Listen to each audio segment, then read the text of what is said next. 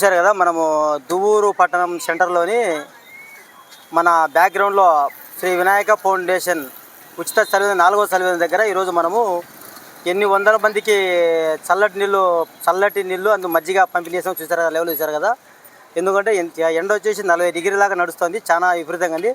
ఎండకు పడుతుంది, ఎక్కడెక్కడో రాలిపోయి చనిపోయే పరిస్థితి వచ్చింది, ప్రతి ఒక్క ప్రాణం అంత ఘోరంగా ఉంది.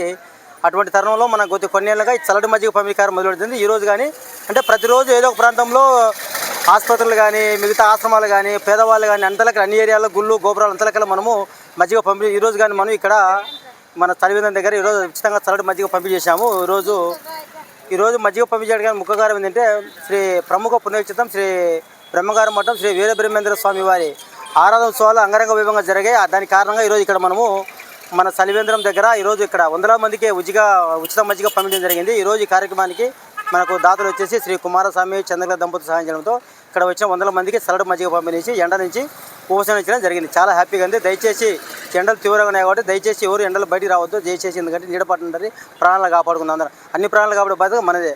శ్రీ వినాయక ఫౌండేషన్ సపోర్ట్ చేయండి. Thank you. జై హింద్, జై భారత్.